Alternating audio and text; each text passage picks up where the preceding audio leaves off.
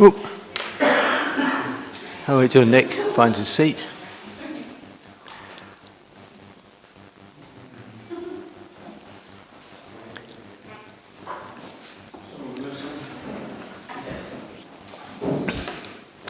Right, ladies and gentlemen, thank you very much for turning up. Spot on time, actually rather before then, well, it was just now. And this will be my final IFCA. I think Andy might say something about that in a minute. I hope he doesn't start singing My Old Man's a Dustman, but it's my honour to suggest or propose that the first item on the agenda is taken by the Chairman of the Council. Hello everybody, welcome to this meeting of the Inshore Fisheries and Conservation Authority. Agenda item 1, election of chairman for the ensuing year. May I know your wishes, please? Nick. I'd like to nominate Councillor Guy. Thank you very much. He's prepared to stand. Chairman, I'd like to second that. Right, thank you very much. And are there any other nominations? No? In that case, if we vote, those in favour of Councillor Guy as chairman of this committee, please show. Thank you. Anybody against? Anybody abstaining? No? Thank you. Councillor Guy.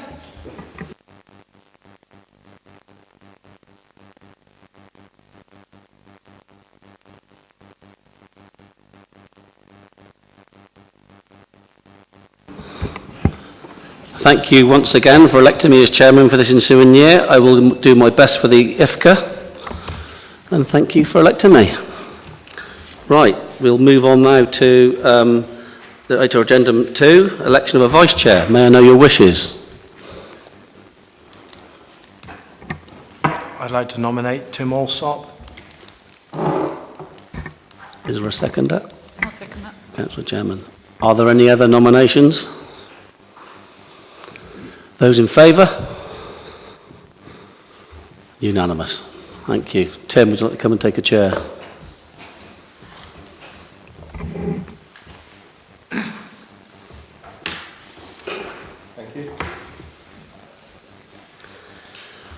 Agenda item 3, declarations of interest. I'll start. My son is a fisherman. Yes, I'm the hobby fisherman chairman. Non-pecuniary. Commercial fisherman. Robert? Commercial fisherman. Michael? An interest as a hobby fisherman. No other declarations of interest? Thank you. Right, agenda item 4, to approve the minutes held on the 3rd of March. Are there any questions on the minutes?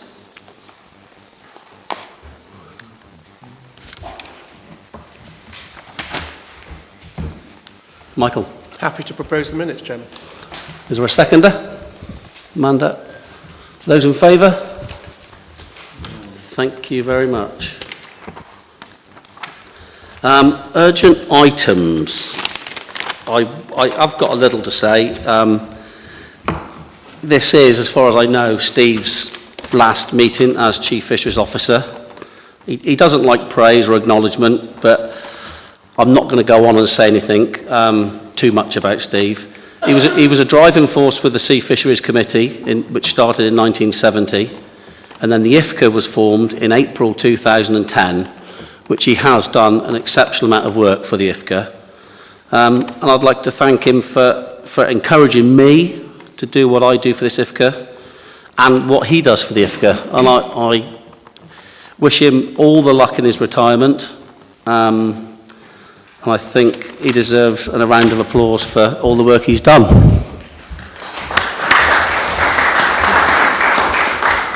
I haven't got any other urgent items, and I won't let Steve respond. So we will move into part 1, agenda item number 6, and I'll hand you over to Diana. Hello, I'm taking the Inshore Fisheries Conservation Authority annual return and audit on behalf of the Finance Department. The report seeks approval from members of the annual accounting return and to inform members of the audit process for the year ending 31st of March 2016 for the IFCA. You'll see you've got the annual statement which sets out the annual return for the year ended 31st March 2016, and that the audit approach will change in that we won't have to pay for an external auditor now, which will make a saving for the IFCA of about £400. If anybody's got any questions, I'll happily answer them. Just a point of clarification, Chairman. If you look at the section 2 on page 11, halfway down, it's number 7, balances carried forward. You may have picked up that that looks like a very small increase from 43,936 to 44,702, which is not normal. And the reason for that is that 1 month's payment of our new burdens funding, which is roughly 110,000 a year, DEFRA pay it in monthly instalments, went missing. It's been traced. It was sent to the council as a lump sum for other departments as well. And so that figure of 44,702 should actually read 54,126 when you add in the 9,424 that had been received by the council but not allocated to the IFCA. Yeah, it had been allocated for flood defence or something similar, I think. Yeah, that was mine. Are there any other questions on this item? So the recommendation to seek members' approval. Have we got a proposer? Happy to propose, Chairman. A seconder? Those in favour? Unanimous. Thank you. That moves us on to the IFCA reporting structure and standing orders, which I'll hand you over to Diana as well. Thank you very much. This has been an item that was requested at the last IFCA meeting, and it looks at our structure and standing orders. As you're aware, the IFCA, when it was set up from the demise of the Sea Fisheries Committee, at that point should have made some decisions about how it worked, but it kind of rolled over from the Sea Fisheries Committee into the IFCA. That's meant some of the key items that should have been addressed were never addressed. And as a matter of good housekeeping, we need to address those issues. And that's what this paper does. It gives you 4 options, basically, that we can start to look at and deliver. We're still awaiting advice from DEFRA. Rob Matthews has been on leave. He's back on the 6th, so next week. There are 4 options. We can do nothing. We can carry on without any framework of policy and regulation in place, which is kind of where we are, and act ultra vires, but I don't think that's a sustainable position moving forward. Adopt the council standing orders and policy and procedures and an iOS IFCA constitution, but remain as part of the council. We're awaiting information from DEFRA about whether that would be legal or whether that would also mean that we were still ultra vires. The following options are definitely allowed because other IFCAs have done them, and that's adopt the council standing orders and policy and procedures, but have an IFCA constitution and a separate arm's length company which staff are 2P'd into. So they become a little separate company of their own of 2 people, but they have an SLA with the council to buy services. That's what Cornwall Council have done with their IFCA, but remember their IFCA is £1.171 million. So it's a slightly different organisation, but that's how they work. The 4th option is you do what Devon and Severn have done, which is completely leave the council, set your own company up, have your own policy and procedures, your own standing orders, and then have your own separate unit. Both of the last 2 options are likely to be more expensive than the current option, which is currently what we're doing, which is we just stay as we are. But I need a steer from you. We can't make a decision today until we've got the ultimate advice from DEFRA, but it would be really useful to have a steer from you about where you feel the most optimal place for us to be would. Can you put your light on, Mike, please, and then?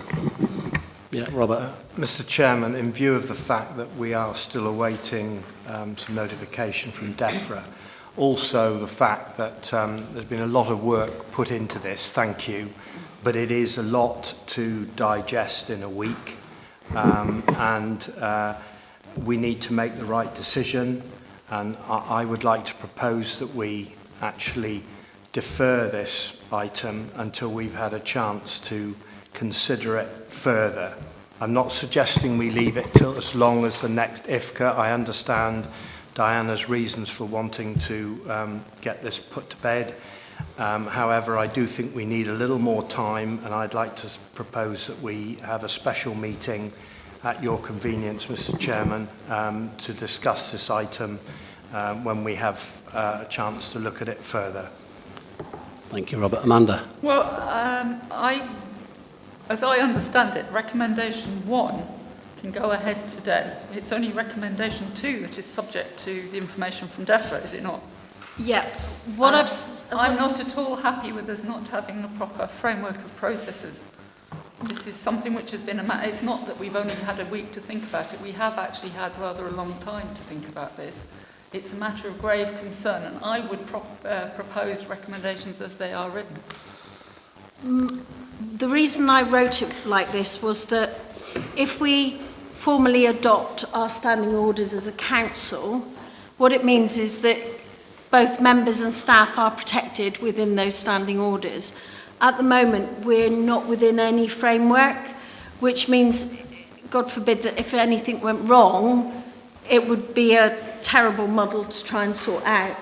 I think longer term, we need to get clear advice from DEFRA about whether it is an option for us to stay within the council. It may not be an option, and I think we do need a special meeting to discuss that.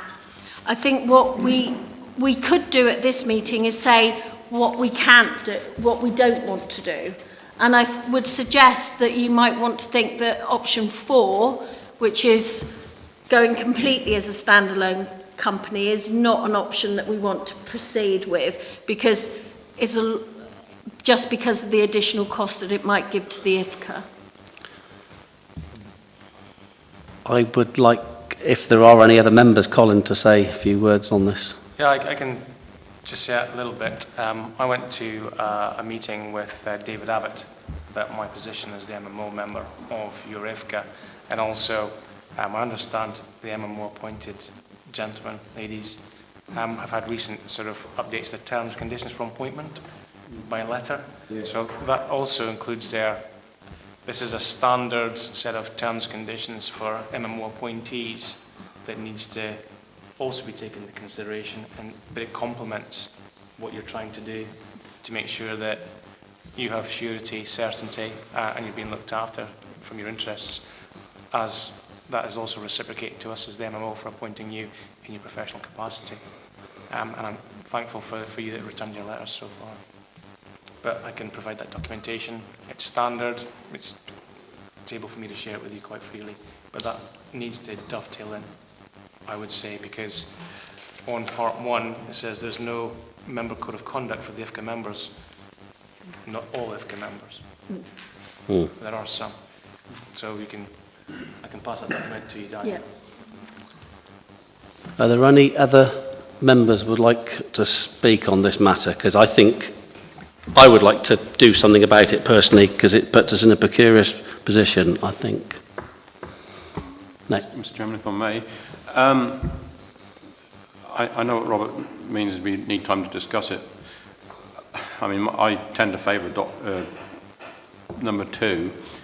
If we were to say yes to that at this meeting, is that casting tablets of stone? No, it can't be, because it may be that DEFRA will say you can adopt the council's standing orders and their rules, but you still have to be an arm's length company. And that's what we're exploring at the moment. And I think it's clear that what we've done so far has been okay because nothing's gone wrong. It only becomes an issue when something goes wrong, or like we're at the point now where we're hopefully appointing a new Chief Fisheries Officer, and I think it's only fair that they come into the role with a framework within which to work. Tim? I think it's pretty obvious that we've got to wait for this from DEFRA. We've got to do this. We've got to wait for it from DEFRA. So we're talking of 2-3 weeks and we get another meeting just with that specific subject on one when DEFRA's got their advice. We push them and say we need to get on with this and come back and get it sorted, because otherwise we're going to make a vote now that we don't know if it's okay or not. I mean, as I see it, we've got 2 proposals on the table. The first one hasn't been seconded, has it? Roberts, and Amanda's hasn't been seconded. So, Could we go again with the proposals? Yeah. Can we just clarify what Amanda said? Because I think on both parts, 1 and 2 there. I thought you proposed sort of number 1 and we hold on number 2, yeah. because number 2, we can't do anything until DEFRA get back to us, but we could... Taking number 1, get that through, and wait for number 2. Not the, in these recommendations, not what you were talking about.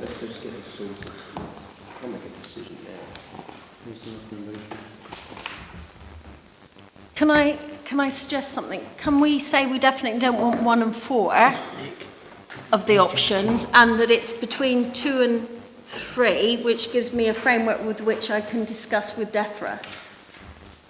Is there a proposal for that? Because that, to me, makes... Here, this is the proposal.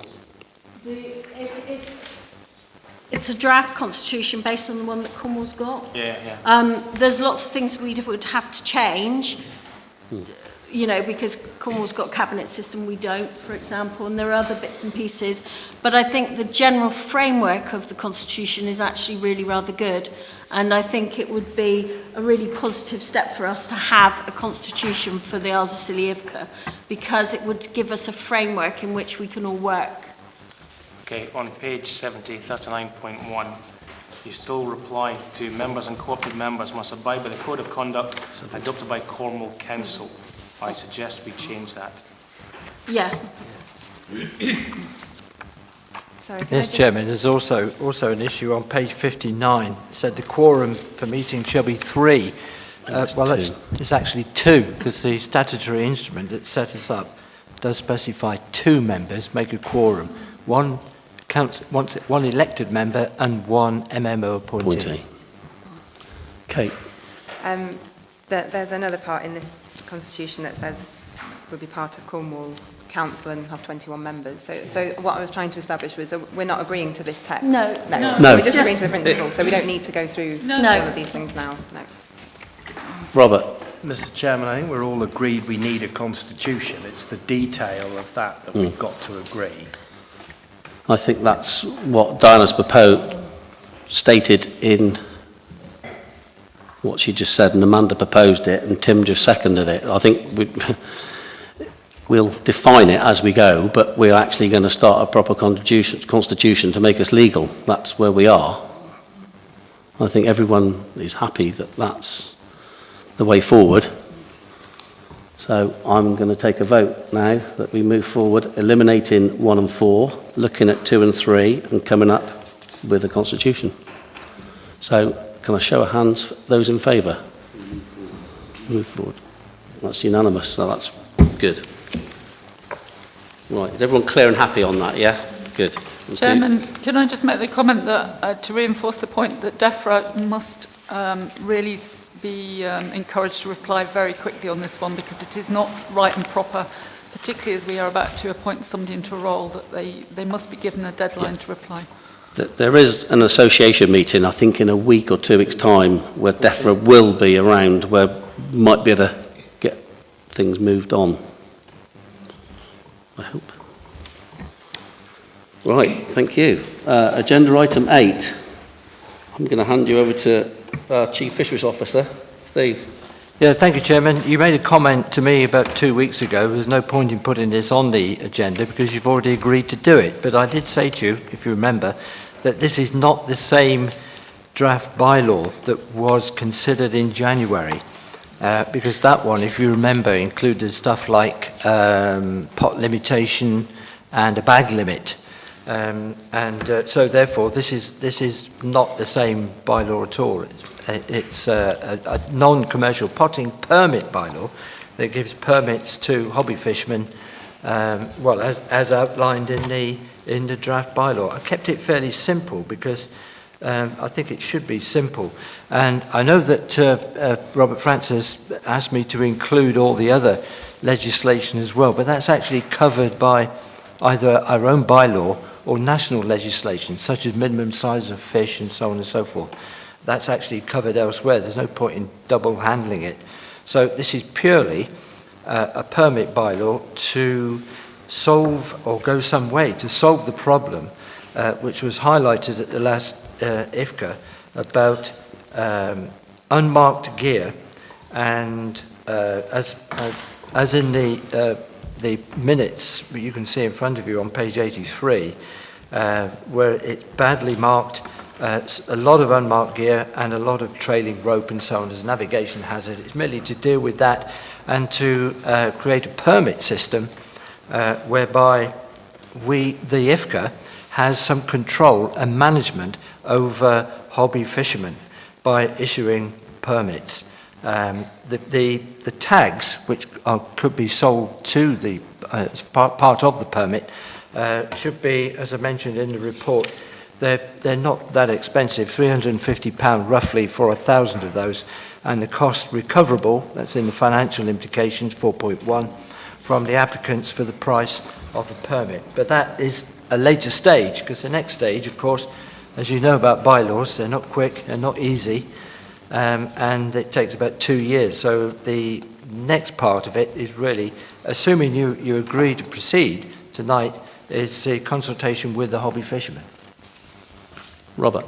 Mr. Chairman, I wasn't actually asking for it to go into the bylaw because I don't want to make it more expensive and complicated in view of the consultation required and so on. However, I think it's absolutely imperative that it's noted that before any permit is issued to any hobby fisherman, that it's made absolutely clear to them about basic things like the minimum landing size, V-notching, everything else that we've agreed to do on it, because half of them haven't got a clue. Half of them don't even know what a female lobster is and what a male lobster is. And they're not interested, and they don't have the MMO or anybody to inspect them. And they'll just bring in small fish and say, oh, I don't know anything about it. And so we've got to educate, even if it's not in the actual bylaw, please. That's a good point, Chairman. And in fact, what I intend to do is, on the reverse of the permit, include all those things. A similar way in which the fishing gear permit was issued to Ian Mitchell. On the back of his permit is a chart of where he's allowed to fish with the inside the European Marine Zone. Excuse me, Mr. Chairman, perhaps they could have one of our gauges as well, and so that they've got no excuse then because they've got it and they should know how to use it. Thank you. Okay. So you're saying we need to oppose this? Well, if everyone's happy, Chairman, yeah, is it that we go forward, we progress with this? Is everyone happy that we progress down this route? Yeah? Yeah, having read it and having been to a recent IFCA meeting that I alluded to, this has been used in other IFCA districts. Saying that a tag has to be on the gear, they'll tag the gear and then they'll bind it up. Well, the tag's on there, so the tag must be visible too. And the way you've explained this in Permit Regulations 2 Part C, it basically says that the pots and individual pots and nets must be clearly visible. Well, if they're 10, 15, 20 metres down, they can't be clearly visible. It's the position needs to be clearly marked and visible to surface navigation. That's part of it as well, isn't it? That's part of the reason. So when we're going out enforcing, you can see, not some dodgy, half-baked, homemade sort of float and strings of rope that are just kind of the danger to surface navigation and, you know, the IFCA and other surface users going about legitimately enjoying the water space. So I think we just need to make sure that that is worded accurately. So not only is it marked clearly at surface level, that the permit they have also is either on that float and also marked on the gear and not hidden. So when you pull it up to inspect it, as I'm sure the IFCA intends to do that while set patrolling, you can see who it is. Right. I'm thinking about it, if we're worried about the navigation part of it, should we put in something like marked in such a way as to not to cause, you know, position marked in such a way as not to cause hazard of navigation, or something that would give the IFCA man, because otherwise you could still have all the problems, but if they've got a tag on, it's legal. So write it in such a way that the fisheries, the rib coxswain would have the power to take it away if he thought it was a shambles. Yeah, yes, Chairman. Well, this does give the power to raise gear. The other point about navigation channel, I chased this up, and apparently fishermen don't have a duty of care where they put their pots. They can put them anywhere, basically, as long as it's not in a recognised navigation channel, and then it becomes a concern of Trinity House, believe it or not. And they have the power to lift gear, to move it. I know we do, that our harbour master moves gear from time to time that's in the way, but technically it should be Trinity House. But it's an interesting point. Yeah, but what I'm saying is, I mean, if I'm anywhere near a channel, I'm using leaded buoy ropes and so on. We should have something written in that it doesn't, that the rib coxswain has the power to remove if it's considered a danger to navigation, as it is at the minute. As far as I can see, if it's tagged, you can't do anything about it. I think the point about a risk to navigation is we don't have the authority to do that. Trinity. Which is a legal issue. And what I can do is add that to the list of concerns or things that are brought to their attention when they're issued with a permit. Could you possibly, I don't know if this is possible, you've talked about using leaded ropes in navigational areas. Maybe that's something you put on the permit, that if it's in a navigational area, you must use this gear that's leaded and you won't. Yeah, I was going to come back to education again, so along with minimum sizes, you put a suggested rig. Do you need to propose it first? I think, Mr. Chairman, that thereby hangs a little bit of a tail here, if we all know, because of being a boatman in Scilly myself, and that my idea of where this navigation channel is wildly different to everyone else's probably, and because I go in some strange places, so it's exactly, you know, what I'm trying to say is that if you were asked a dozen boatmen, they'd have a different idea of what was a navigation channel, so it's a little bit tricky. Are all members happy we're going to proceed with this bylaw? Yes? Very good. Amanda? I'll propose recommendation. You propose a recommendation. We have a seconder for that? Second. Those in favour? Lovely. Unanimous. That's fine then. So you can cover that with a few tweaks. Yep. Thank you. The spiny lobster crayfish methodology. I'll hand you over to Daisy. Thank you, Daisy. Thank you very much. So following on from the meeting that we had with members of the commercial fishing community about the crawfish management, which I seem to remember everybody was aware of and or at, we have had a second meeting with the fishermen particularly that target the crawfish, and we've worked through with them a methodology for carrying on the research we've been doing with the crawfish for a further 2 years. And what they have suggested, and are now putting to you guys, is that they will tag and record all of the biometrics that we need for undersized individuals free of charge. They'll record and release recaptured undersized crawfish. So they'll get a crawfish tag, it, give us all the data, and then continue to do so as long as they're under the minimum landing size. And then they will also tag, record and release oversized buried individuals, and that was where we came to a compromise. So any tagged individuals that are over the minimum landing size, it's, you know, their preference as to what happens to them. Fishermen actually suggested that £25 per tagged animal would be an appropriate fee based on what they usually get at market and things. which we have sort of worked out that if we were to pay for 200 animals would come to £5,000. Obviously, we need to get that funding from somewhere. So the proposal of this report is that the IFCA can fund that. And then if we spend all of that money, I mean, there might be potential elsewhere to get more funding for it, but obviously we can't guarantee that. The fishermen are quite happy with that. We've made it quite clear that once that money runs out, we won't be able to guarantee that we can continue paying them for their services regarding data collection. I've already had Harry Legg from St Agnes telling me that he's already collecting this data on our behalf without, the promise of being paid for it. It's been put in here that DEFRA are actually considering prohibiting landing buried lobsters and crawfish nationally anyway, so whether we continue with this and that takes over in a few years and solves the problem anyway, that's out of our hands. The other thing that we need to take note of is, as well as the £5,000 in actual money, there will be staff time taken up with processing the data, reports and all of that sort of thing.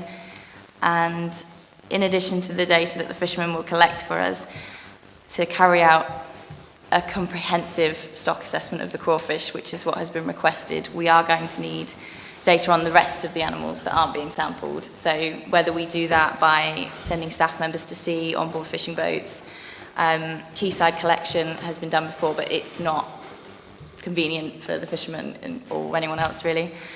We also have the option to go over to Penzance and go to the merchant's premises, but then you've got the costs incurred with that. Or we could ask our friends at Cornwall to go and visit for us, which they do because they are wonderful. And I mean, with the tagging project last year, we had over 30 volunteers and they were all more than keen to go to sea, and we've had lots of interest this year for them to come back. The actual tagging project that was funded by EFF is finished now, so we don't have those funds available to carry it on, which is why we're asking the committee. But yeah, your call. Tim's, yeah. I've done a little bit, got a little bit down the line with this as well. To start with, I think that, I don't know where Kate is with the, because Sangeeta said she'd put in a bid for some money for this. You don't know where that? It has been mentioned, but. But that was the first thing, and the second thing was that I managed to procure, without talking of money, I managed to procure an offer of assistance from the Duchy of Cornwall in this. And if we want to pursue that, we could have some funds out of the Duchy of Cornwall here, if it was, if that was. How substantial? I don't, it wasn't the time and place to actually start talking pound notes, but the idea was that I got the right reception back, which was come and talk to us, and we will, if you want to do this, come and talk to us. And the other day I was asked, where are we at? And I said, we'll leave it to the meeting and see what happens. But so that is on the table. The other thing I've done with this is that if it goes ahead, for the diving point of view, to try and find as many of these, or not pick them up or anything, but to try and have reports on the location. I've got Sea Search Southwest lined up if we want them, which means that we get Sea Search teams coming here regularly. If we wanted, the head of Sea Search Southwest has said that she would prioritise that, looking for tagged crawfish from here, and would give us locations, GPS numbers and so forth, the depths of where they're found. And she would spread that to her teams that operate in Cornwall as well, so we get a wider field. So if people are finding them underwater with tags on, so we might get some reporting back. And the 3 charter boats here would be on board to tell all our customers that we will be looking to report any tagged crawfish at the right colour and that. So anyway, that's as far as I've got with it. I think we'd be daft not to use that offer. just mentioned coloured tags. There was a bit of not a rumour, but a thought going around that we were going to be using different coloured tags for different animals. Unfortunately, we've already got 2 different colours of tags on the ground, so to start throwing more down now, I feel like would just get really, really confusing, and I'm trying to keep it as simple as humanly possible. Yeah, all we need is to make up, is at the end, all I need is to give me a picture of a lobster with the tag on. We'll make up a sheet, we'll give it to Sea Search, we'll do all that in, and we'll take all the records and give it back to you as a whole, so you don't have to get individual bits of records in, we'll sort it. Brilliant, that'd be perfect.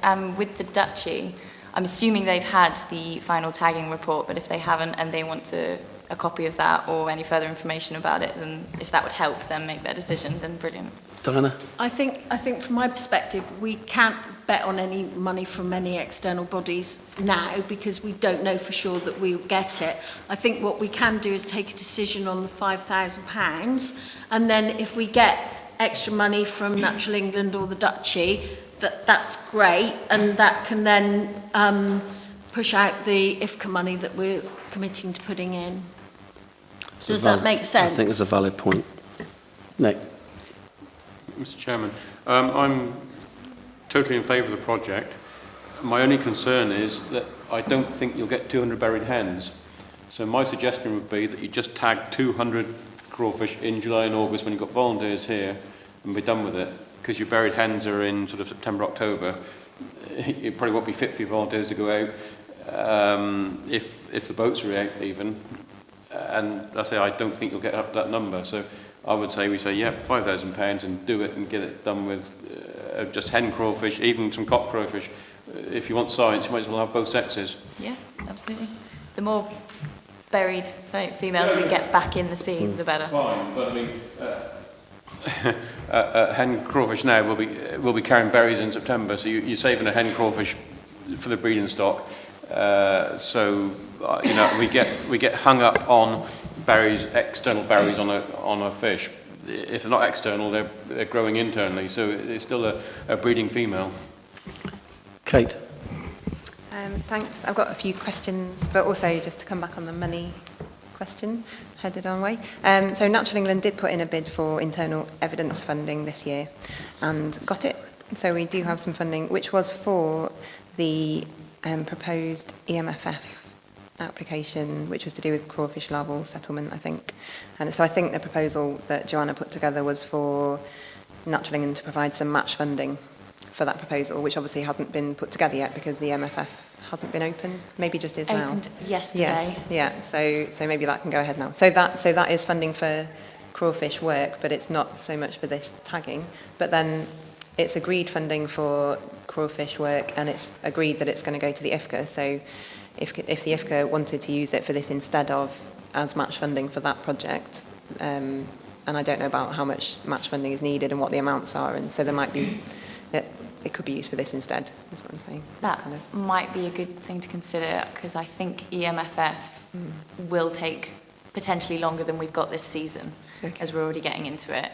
We might not get EMFF sorted until December, so we might have to consider that. Yeah. The Natural England funding would just need to be used by April 2017, so it would have a longer than this season. But yeah. Okay. So yeah, potentially there is funding from Natural England available, but it's sort of to be discussed. And the questions, just probably might not be able to answer them yet, but I just wondered, I mean, presumably if the statutory instrument that DEFRA are thinking about suddenly comes in, then we're not going to be paying fishermen to return buried hens. No. Yeah.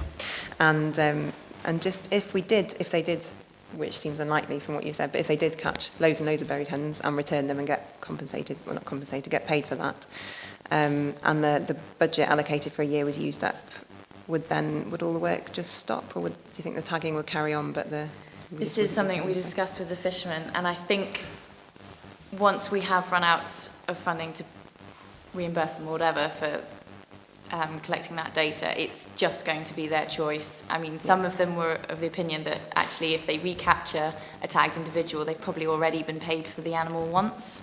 So it would have been removed from the fishery and they would have sold it, whereas they've been paid for it and it's put back into the fishery. So it's pretty much their choice as to whether they return it or land it. I can't Just see what. Yeah.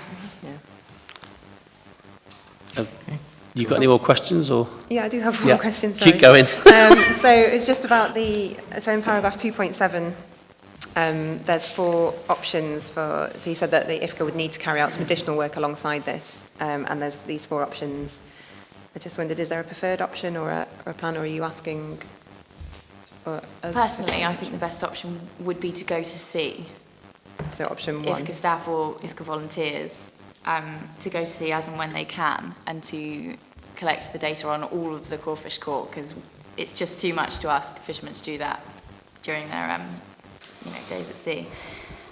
Quayside collection is pretty much a no-go. It's just not practical for anybody.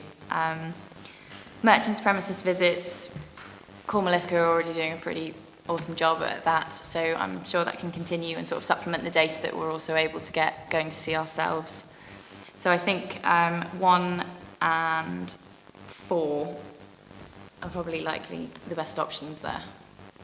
And if IFCA staff on the mainland and they can get to a merchants, then perfect, but odds are we won't be able to. Okay. Steve? Yeah, thank you, Chairman. Something Daisy mentioned right at the beginning about the likelihood that it may become national legislation.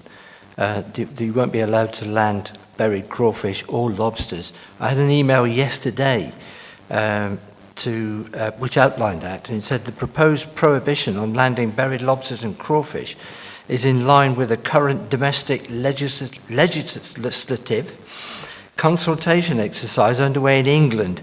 So there is a consultation going on at the moment about making a prohibition on lobsters and crawfish, and it's likely to become part of the common fisheries policy as well as a Europe-wide development.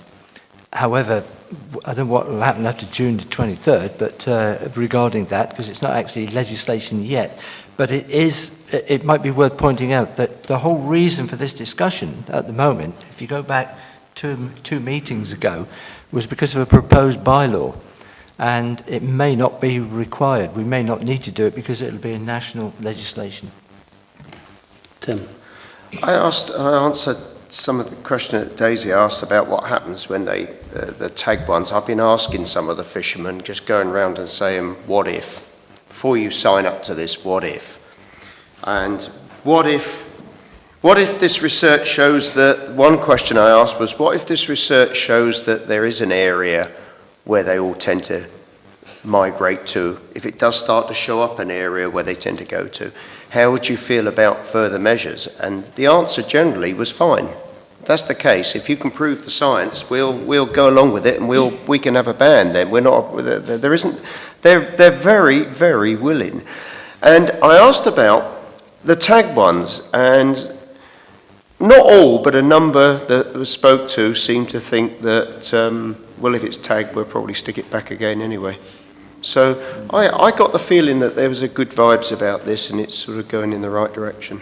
I agree. I think since what was not particularly wonderful situation and the meetings that we've had and the work we've done together, actually we've come to a point where us and the fishermen are on totally the same page, and they all want what's best for the fishery. So yeah, like if we run out of funding, I think they're going to be quite happy to put tagged ones back. Yeah. Yeah. May I? The question of whether there'll be a national ban on landing buried hens or not, I think it affects our project, because I mean basically we're collecting the science. Yeah. You still want the science whether hens are allowed to be landed or not. Yeah. So that's one thing I think. One thing to be careful of in 2.7 when we're saying about collecting data, if you send people out on boats to collect, you can't then go to the merchants and collect. You'll be collecting data on the same animals. Yeah. We would make sure that doesn't happen. I think everyone's had their say on this. I mean, did you propose recommendation 1 and 2? You proposed 2, definitely. That we allocate a budget of 5,000 and tag them over the 2 months. Are you happy with 1 as well? That members agree a 2 extension on crayfish tagging? So you're... I say my proposal would, I don't know if I can change it, my proposal would be that we just collect data, tag all crawfish, not necessarily varied ones, but I don't know what then. It can be something that we look at as the season progresses. If we're just not getting the numbers and there's better ways to use the funding, then absolutely. I mean, if we just agree for a project and don't say it's limited to buried, but if we agree for buried, then is it legal then to pay fishermen to put back others? I don't know. So did we ought to sort of keep it as generic as we can to give days of the I think scope to... it was more the concern that if we allocated this amount of funding and we said we were going to pay you £25 per animal, that actually at the start and the end of the season they might be able to get a lot more at market for that animal. Whereas the buried ones, they're quite happy to sort of make that for. Does that make any sense? Yeah, but I don't think because it will get £25. Housekeeping, can I just remind Housekeeping people about their very mics? That's all. Can I just remind people about their microphones? That's all. Yeah, Just a bit of sorry about housekeeping.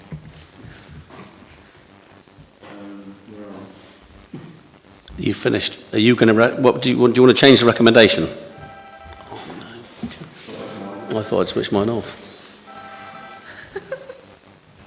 Sorry about that.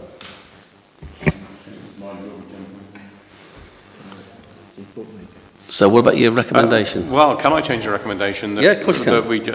I recommend that we allocate the budget of £5,000 per year to pay fishermen to tag and record crawfish.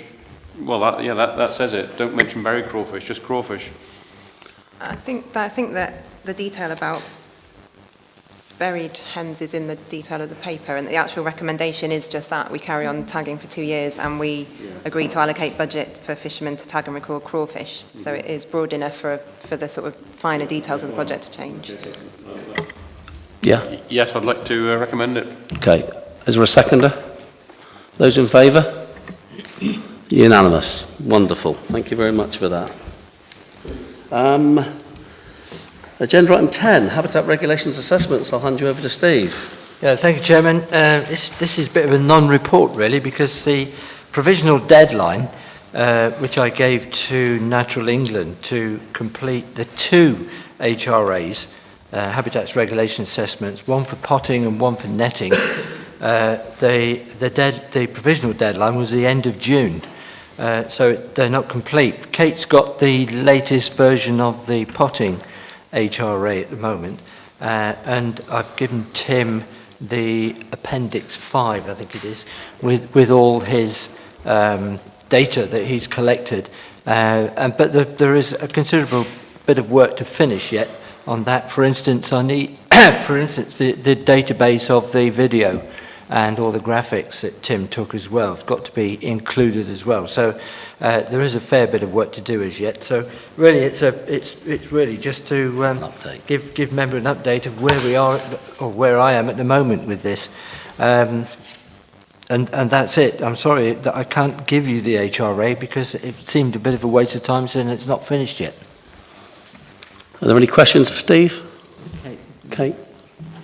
Thanks. It's not a question, just a sort of point of clarification. In 1.2, the report says, paragraph 1.2, that is, it says at the end of the paragraph that this was subject to an HRA signed off by Natural England. So it's just a sort of clarification about the process for habitats regulations assessments, in that Natural England don't officially sign them off as such. They're an IFCA document, and the IFCA sort of own that document. Natural England will provide statutory advice. And so what happens in practice is we'll provide informal advice along the way as it's drafted, and then we'll provide a letter of formal advice on the finished document. But that is just our advice to the IFCA. It's not a sort of tick yes or a cross no. It's just our opinion, which the IFCA can then take into account when deciding what the final document's going to be. Tim? Yeah, just to sort of where we are, Kate. The last meeting I'd said that I had a few sites that we hadn't quite got to yet. Unfortunately, that's still the case. And Steve's flagged up a couple of things that we need to sort of sort out between us. But we're nearly there. There isn't too many more to go, and it's just... I just asked Steve what the time scale was, and I think we still got time to just finish those few bits off that the weather hasn't allowed us to get to. Yes, the actual deadline, finished deadline, is the end of this year. So, although my provisional one is the end of June, it's not actually the final deadline, it's at the end of 2016. Colin? Yeah, for me, I've got a comment on paragraph 1.2, 1, 2, 3, 4, fifth sentence down, talking about the light otter trawl that's permitted to operate within 2 small areas, provided certain conditions are met. Do we know if these conditions are part of his licence conditions of that vessel? I know you have an AIS is switched on and IVMS has been considered for the future, but it's sort of, you know, does it stipulate in his licence that they have to remain within those 2 areas? Yeah, I've just issued that fisherman with a new, well, actually in April, a new permit for this current financial year. And in the bylaw, the fishing gear permit bylaw, it says the IVMS may be a feature that needs to be put into a boat, into that particular boat. But it says may, not must. It's up for the IFCA to decide that in the future, once the national criteria has been selected. There are, as far as I know, there are 3 varieties of IVMS being tested at the moment, and DEFRA haven't yet come and said, yeah, these are fine, any one of those. But once it is, then the IFCA, as a committee, may insist that IVMS is fitted to that particular boat. So then the IFCA can then plot exactly where he is. At the moment, we do get him on AIS, the AIS system. And I've been on board and seen the plotter with the tracks, and I know pretty well where he actually fishes. Very rarely does he actually come into, in fact, one, he never been in at all, the southeastern one. The northwestern one, he occasionally transits rather than actually fishes there. So, yeah, we do monitor it regularly. Thank you. Okay, so we'll move on then to agenda item 11. I'll hand you over to the MMO, Colin May. Good evening, Mr. Chairman, ladies and gentlemen. EMFF actually rolled out on the 23rd of May 2016 to all applicants with a budget of €92.1 million over the 5-year period. It will be providing funding for assisting the fisheries sector with implementation of the reformed CFP, including the landing obligation. And the landing obligation will include more fish as that rolls forward over the next few years. It also provides improved health and safety on fishing vessels, improving the added value or quality of fish caught, including the use of unwanted catches, investments in fishing ports, landing sites, auction halls and shelters, and processing of the fishery and aquaculture products, investments in aquaculture and for flags, which I'll come to in a minute. I know that there's a panel sitting, as stated here, for the first round on the 6th of June, and then for further applications that will be sitting on the deadline of the 24th of June, and another one, 7th of November, the deadline of the 9th of September. There's much more detail on EMFF on the MMO website, including, what you can and cannot apply if you want to express an interest, shore-based improvements, etc., giving you sort of firm guidance there to help sort of, improve the fishery around the Isles of Scilly, which I welcome. Moving on to part 2, RBS campaign. MMO held a launch for a legal fishing campaign on the 11th of April in London. There's an RBS guidance on the MMO website, and that's been updated recently. Myself, Daisy and Emma have been around 15 establishments this afternoon on St Mary's alone, just sort of advisory visits, and we're pleased to say that the majority are certainly adhering or certainly aware of the scheme, which is certainly sort of encouraging. The campaign's called Looks Fishy.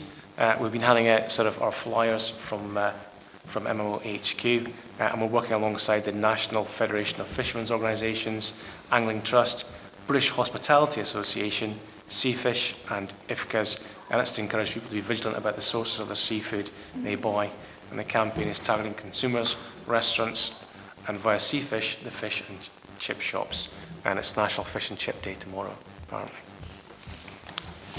Okay.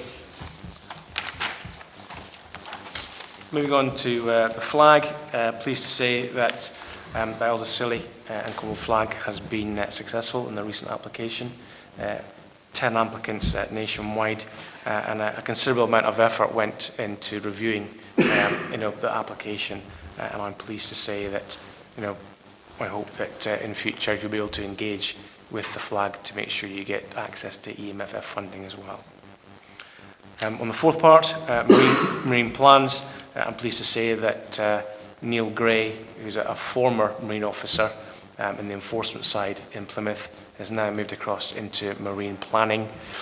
He has been instructed by me as the PMO to visit the Isles of Scilly, certainly much sooner than later, in the next month or so, to come and give you a detailed brief on what the proposed outline of the plan, both inshore at 12 nautical miles and offshore is for the southwest. And that will happen shortly. I'll ask him to engage both with the Chief Fisheries Officer and yourself to make sure, and that's an open public consultation where I hope as many interested members of the public will come along and get sort of the insight into what is proposed and participate. And finally, capping. I know that a number of appeals have been considered at the time of submission, and letters have been sent out to those that have been capped. I've been approached to take up a few cases on a personal basis, which I'll do so next week.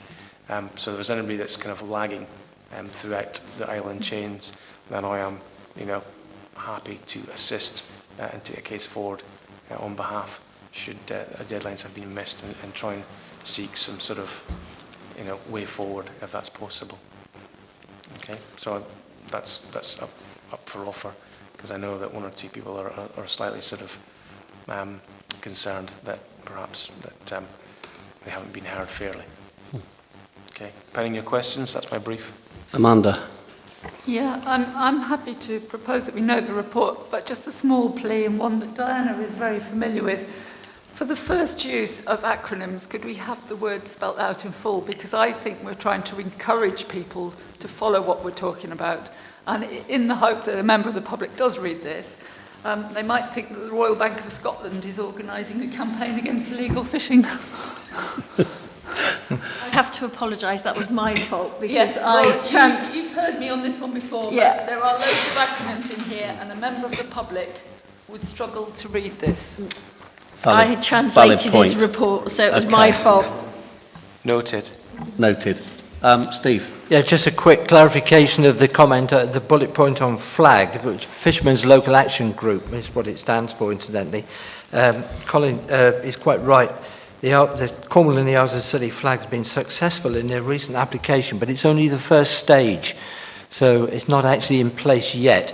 What they have to do now is the Cornwall and Scilly flag will have to prepare for the next stage of the selection process later this year by producing local development strategies outlining the needs of their local area. So that will be later in the year before it's officially announced and what the terms and conditions are of the flag. I mean, I've sat on the steering group of the first flag. Obviously, I won't be on the next one. It doesn't have to be an officer either, because the range of people on the Cornwall and Scilly flag ranged from harbour masters to caterers to fishermen, so it's quite a wide range. So it's worth bearing in mind when it is actually in place about that we do get representation from the islands. Quite important. What I'd say is it's not just representation. I think it's really important that we engage with the process of developing the local development strategy to make sure that the priorities for the islands are captured within that strategy. Then it will be much easier for projects on the islands to find the appropriate hooks to be able to get funding. Yes, Chairman, that's quite correct. In fact, when the first flag was set up, I remember Chris Ranford, actually it wasn't Chris, Alison Elvey, there's a name from the past, came over and addressed the Fishermen's Association and explained what the flag was all about and some of the proposed initiatives before the strategy was actually written. And the same, I imagine the same thing will happen again, but it won't be Alison Elvey, probably Chris Ramford. The application did actually have a significant amount of detail in it and how they would meet the objectives that you know, the flag has acquired. Okay, that there is further work to be done, but certainly, you know, a hat tip in your general direction for the efforts so far. And to make sure you don't miss out on essential funding that could provide some infrastructure, certainly improve the fishery, stuff on the quayside, but also create jobs, you know, and be sustainable. Amanda.